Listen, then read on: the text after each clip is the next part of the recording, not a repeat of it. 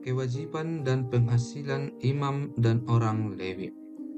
Tuhan berfirman kepada Harun, "Engkau ini dan anak-anakmu beserta seluruh sukumu haruslah menanggung akibat setiap kesalahan terhadap tempat kudus, sedang hanya engkau beserta anak-anakmu lah yang harus menanggung akibat setiap kesalahan yang dilakukan dalam jabatanmu sebagai imam. Suruhlah juga saudara-saudaramu, suku Lewi, suku bapa leluhurmu, mendekat bersama-sama dengan engkau, supaya mereka menggabungkan diri kepadamu dan melayani engkau apabila engkau ini beserta anak-anakmu ada di depan kemah hukum. Mereka harus melakukan kewajiban mereka kepadamu dan kewajiban mereka mengenai kemah seluruhnya. Hanya kepada perkakas tempat kudus dan kepada mezbah janganlah mereka mendekat, nanti mereka mati, baik mereka maupun kamu. Mereka harus menggabungkan diri kepadamu dan melakukan kewajiban mereka mengenai kemah pertemuan sesuai dengan segala pekerjaan pada kemah itu, tetapi orang awam jangan mendekat kepadamu. Dan kamu ini haruslah melakukan kewajibanmu mengenai tempat kudus dan kewajibanmu mengenai mezbah, supaya orang Israel jangan lagi tertimpa oleh murka. Sesungguhnya aku ini telah mengambil saudara-saudaramu, orang Lewi, dari tengah-tengah orang Israel sebagai pemberian kepadamu, sebagai orang-orang yang diserahkan kepada Tuhan untuk melakukan pekerjaan pada kemah pertemuan.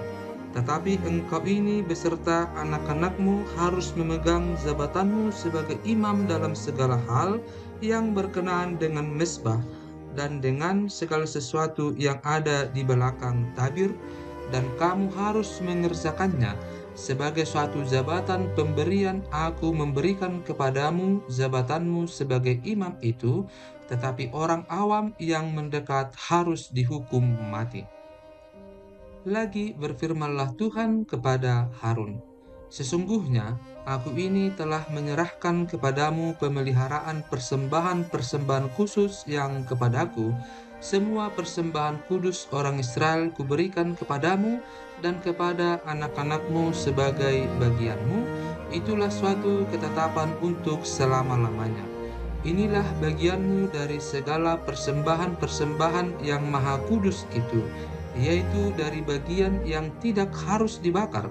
Segala persembahan mereka yang berupa korban sajian, korban penghapus dosa, dan korban penebus salah yang dibayar mereka kepadaku, itulah bagian maha kudus yang menjadi bagianmu dan bagian anak-anakmu. Sebagai bagian maha kudus haruslah kamu memakannya.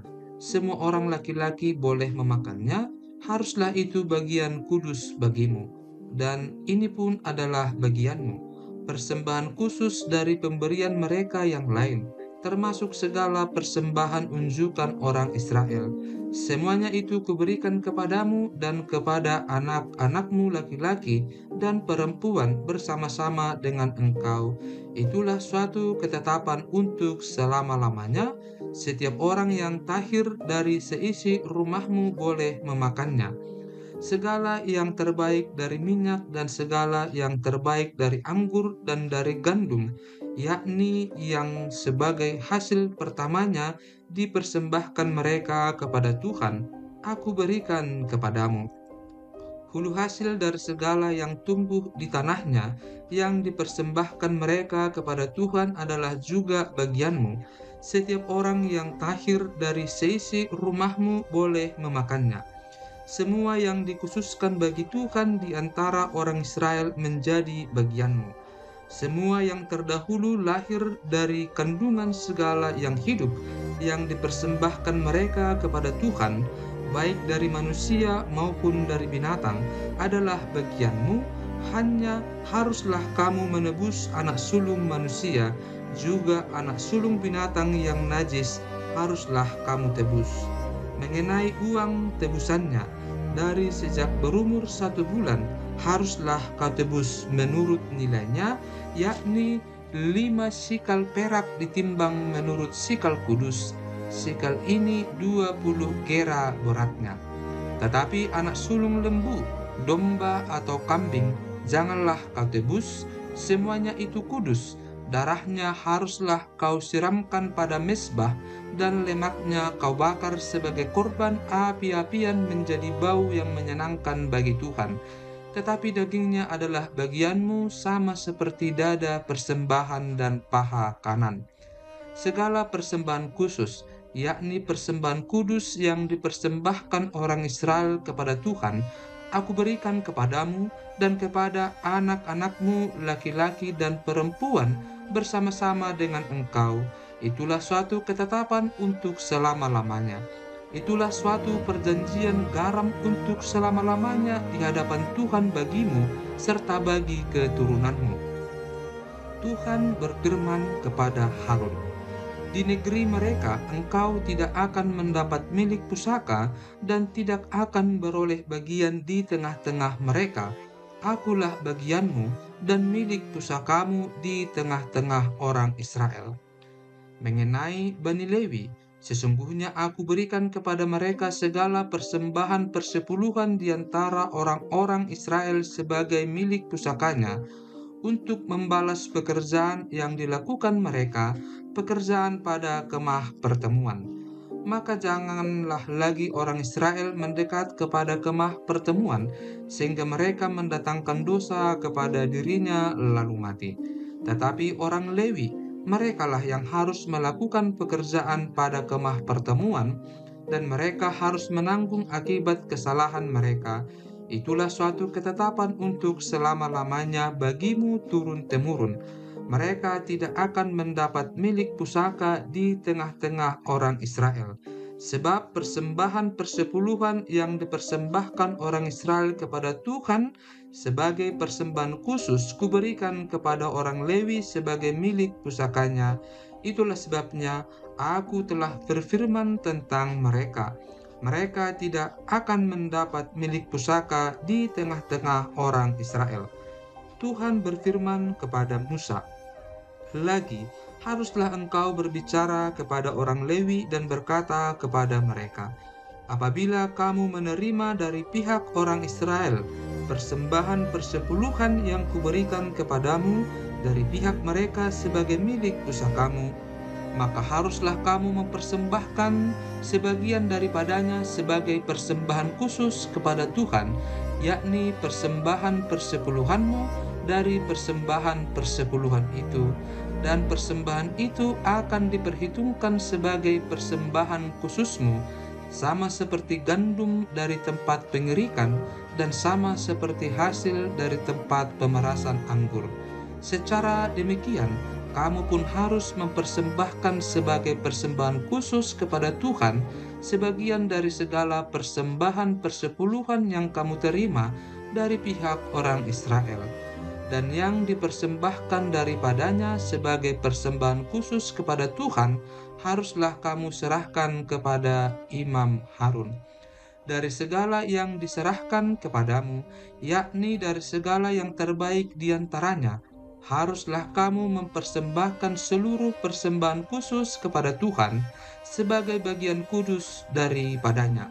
Lagi, haruslah engkau berkata kepada mereka, apabila kamu mengkhususkan yang terbaik daripadanya, maka bagi orang Lewi haruslah hal itu dihitungkan sebagai hasil tempat pengerikan dan hasil tempat pemerasan anggur. Kamu boleh memakannya di setiap tempat, kamu dan sesi rumahmu, sebab upahmulah itu, untuk membalas pekerjaanmu di kemah pertemuan. Dan dalam hal itu, kamu tidak akan mendatangkan dosa kepada dirimu, asal kamu mengkhususkan yang terbaik daripadanya. Demikianlah kamu tidak akan melanggar kekudusan persembahan-persembahan kudus orang Israel, dan kamu tidak akan mati. Air pentahiran. Tuhan berfirman kepada Musa dan Harun, inilah ketetapan hukum yang diperintahkan Tuhan dengan berfirman, katakanlah kepada orang Israel, supaya mereka membawa kepadamu seekor lembu betina merah yang tidak bercela, yang tidak ada cacatnya, dan yang belum pernah kena kuh. Dan haruslah kamu memberikannya kepada Imam Eleazar, maka lembu itu harus dibawa keluar tempat perkemahan, lalu disembelih di depan imam. Kemudian, Imam Eleazar harus mengambil dengan jarinya sedikit dari darah lembu itu, lalu haruslah ia memercikkan sedikit ke arah sebelah depan kemah pertemuan sampai 7 kali. Sesudah itu haruslah lembu itu dibakar habis di depan mata imam. Kulitnya, dagingnya, dan darahnya haruslah dibakar habis bersama-sama dengan kotorannya. Dan imam haruslah mengambil kayu aras, hisop, dan kain kermizi dan melemparkannya ke tengah-tengah api yang membakar habis lembu itu. Kemudian haruslah imam mencuci pakaiannya dan membasuh tubuhnya dengan air, sesudah itu masuk ke tempat perkemahan, dan imam itu najis sampai matahari terbenam. Orang yang membakar habis lembu itu haruslah mencuci pakaiannya dengan air dan membasuh tubuhnya dengan air, dan ia najis sampai matahari terbenam. Maka seorang yang tahir haruslah mengumpulkan abu lembu itu dan menaruhnya pada suatu tempat yang tahir di luar tempat perkemahan, supaya semuanya itu tinggal tersimpan bagi umat Israel untuk membuat air pentahiran. Itulah penghapus dosa. Dan orang yang mengumpulkan abu lembu itu haruslah mencuci pakaiannya, dan ia najis sampai matahari terbenam. Itulah suatu ketetapan untuk selama-lamanya bagi orang Israel dan bagi orang asing yang tinggal di tengah-tengahmu. Orang yang kena kepada mayat, ia najis 7 hari lamanya. Ia harus menghapus dosa dari dirinya dengan air itu pada hari yang ketiga, dan pada hari yang ketujuh ia tahir. Tetapi jika pada hari yang ketiga ia tidak menghapus dosa dari dirinya, maka tidaklah ia tahir pada hari yang ketujuh. Setiap orang yang kena kepada mayat, yaitu tubuh manusia yang telah mati, dan tidak menghapus dosa dari dirinya, ia menajiskan kemah suci Tuhan, dan orang itu haruslah dilenyapkan dari Israel, karena air pentahiran tidak disiramkan kepadanya, maka ia najis, kenajisannya masih melekat padanya. Inilah hukumnya apabila seseorang mati dalam suatu kemah. Setiap orang yang masuk ke dalam kemah itu dan segala yang di dalam kemah itu najis 7 hari lamanya. Setiap bejana yang terbuka yang tidak ada kain penutup terikat di atasnya adalah najis. Juga setiap orang yang di padang yang kena kepada seorang yang mati terbunuh oleh pedang, atau kepada mayat, atau kepada tulang-tulang seorang manusia, atau kepada kubur, orang itu najis 7 hari lamanya. Bagi orang yang najis haruslah diambil sedikit abu dari korban penghapus dosa yang dibakar habis, lalu di dalam bejana abu itu dibubuhi air mengalir. Kemudian seorang yang tahir haruslah mengambil hisop, mencelupkannya ke dalam air itu, dan memercikkannya ke atas kemah, dan ke atas segala bejana, dan ke atas orang-orang yang ada di sana, dan ke atas orang yang telah kena kepada tulang-tulang, atau kepada orang yang mati terbunuh, atau kepada mayat, atau kepada kubur itu. Orang yang tahir itu haruslah memercik kepada orang yang najis itu pada hari yang ketiga dan pada hari yang ketujuh, dan pada hari yang ketujuh itu haruslah ia menghapus dosa orang itu, dan orang yang najis itu haruslah mencuci pakaiannya dan membasuh badannya dengan air, lalu ia tahir pada waktu matahari terbenam. Tetapi orang yang telah najis dan tidak menghapus dosa dari dirinya, orang itu harus dilenyapkan dari tengah-tengah jemaah itu, karena ia telah menajiskan tempat kudus Tuhan. Air pentahiran tidak ada disiramkan kepadanya, jadi ia tetap najis. Itulah yang harus menjadi ketetapan bagi mereka untuk selama-lamanya. Orang yang menyiramkan air penyuci itu, ia harus mencuci pakaiannya, dan orang yang kena kepada air penyuci itu, ia menjadi najis sampai matahari terbenam. Segala yang diraba orang yang najis itu menjadi najis, dan orang yang kena kepadanya menjadi najis juga sampai matahari terbenam. Miriam mati. Kemudian sampailah orang Israel, yakni segenap umat itu, ke padang gurun Zin dalam bulan pertama, lalu tinggallah bangsa itu di Kades. Matilah Miriam di situ dan dikuburkan di situ. Dosa Musa dan Harun. Pada satu kali, ketika tidak ada air bagi umat itu, berkumpullah mereka mengerumuni Musa dan Harun, dan bertengkarlah bangsa itu dengan Musa, katanya, "Sekiranya kami mati binasa pada waktu saudara-saudara kami mati binasa di hadapan Tuhan, mengapa kamu membawa jemaah Tuhan ke padang gurun ini, supaya kami dan ternak kami mati di situ? Mengapa kamu memimpin kami keluar dari Mesir untuk membawa kami ke tempat celaka ini, yang bukan tempat menabur, tanpa pohon ara, anggur, dan delima, bahkan air minum pun tidak ada?" Maka pergilah Musa dan Harun dari umat itu ke pintu kemah pertemuan lalu sujud. Kemudian tampaklah kemuliaan Tuhan kepada mereka. Tuhan berfirman kepada Musa, "Ambillah tongkatmu itu, dan engkau dan Harun kakakmu harus menyuruh umat itu berkumpul. Katakanlah di depan mata mereka kepada bukit batu itu, supaya diberi airnya.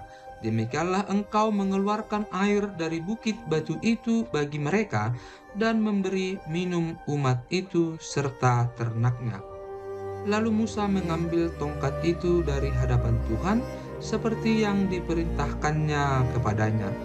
Ketika Musa dan Harun telah mengumpulkan jemaah itu di depan bukit batu itu, berkatalah ia kepada mereka, "Dengarlah kepadaku, hai orang-orang durhaka, apakah kami harus mengeluarkan air bagimu dari bukit batu ini?" Sesudah itu Musa mengangkat tangannya, lalu memukul bukit batu itu dengan tongkatnya 2 kali. Maka keluarlah banyak air, sehingga umat itu dan ternak mereka dapat minum. Tetapi Tuhan berfirman kepada Musa dan Harun, "Karena kamu tidak percaya kepadaku dan tidak menghormati kekudusanku di depan mata orang Israel, itulah sebabnya kamu tidak akan membawa jemaah ini masuk ke negeri yang akan kuberikan kepada mereka." Itulah mata air Meriba, tempat orang Israel bertengkar dengan Tuhan, dan ia menunjukkan kekudusannya di antara mereka. Edom menolak permintaan orang Israel melalui negerinya. Kemudian Musa mengirim utusan dari Kades kepada Raja Edom dengan pesan, "Beginilah perkataan saudaramu Israel. Engkau tahu segala kesusahan yang telah menimpa kami, bahwa nenek moyang kami pergi ke Mesir, dan kami lama diam di Mesir, dan kami dan nenek moyang kami diperlakukan dengan jahat oleh orang Mesir, bahwa kami berteriak kepada Tuhan, dan Ia mendengarkan suara kami, mengutus seorang malaikat dan menuntun kami keluar dari Mesir. Sekarang ini kami ada di Kades, sebuah kota di tepi perbatasanmu. Izinkanlah kiranya kami melalui negerimu. Kami tidak akan berjalan melalui ladang-ladang dan kebun-kebun anggurmu, dan kami tidak akan minum air sumurmu. Jalan besar saja akan kami jalani dengan tidak menyimpang ke kanan atau ke kiri, sampai kami melalui batas daerahmu. Tetapi orang Edom berkata kepada mereka, "Tidak boleh kamu melalui daerah kami, nanti kami keluar menjumpai kamu dengan pedang." Lalu berkatalah orang Israel kepadanya, "Kami akan berjalan melalui jalan raya, dan jika kami dan ternak kami minum airmu, maka kami akan membayar uangnya, asal kami diizinkan lalu dengan berjalan kaki, hanya itu saja." Tetapi jawab mereka, "Tidak boleh kamu lalu." Maka keluarlah orang Edom menghadapi mereka dengan banyak rakyatnya dan dengan tentara yang kuat. Ketika orang Edom tidak mau mengizinkan orang Israel lalu dari daerahnya, maka orang Israel menyimpang meninggalkannya. Harun mati. Setelah mereka berangkat dari Kades, sampailah segenap umat Israel ke Gunung Hor. Lalu berkatalah Tuhan kepada Musa dan Harun dekat Gunung Hor di perbatasan tanah Edom. Harun akan dikumpulkan kepada kaum leluhurnya, sebab ia tidak akan masuk ke negeri yang kuberikan kepada orang Israel, karena kamu berdua telah mendurhaka kepada titahku dekat mata air Meriba. Panggillah Harun dan Eleazar, anaknya, dan bawalah mereka naik ke Gunung Hor. Tanggalkanlah pakaian Harun dan kenakanlah itu kepada Eleazar, anaknya. Kemudian Harun akan dikumpulkan kepada kaum leluhurnya dan mati di sana. Lalu Musa melakukan seperti yang diperintahkan Tuhan. Mereka naik ke Gunung Hor, sedang segenap umat itu memandangnya. Musa menanggalkan pakaian Harun dan mengenakannya kepada Eleazar anaknya. Lalu matilah Harun di puncak gunung itu. Kemudian Musa dengan Eleazar turun dari gunung itu. Ketika segenap umat itu melihat bahwa Harun telah mati, maka seluruh orang Israel menangisi Harun 30 hari lamanya.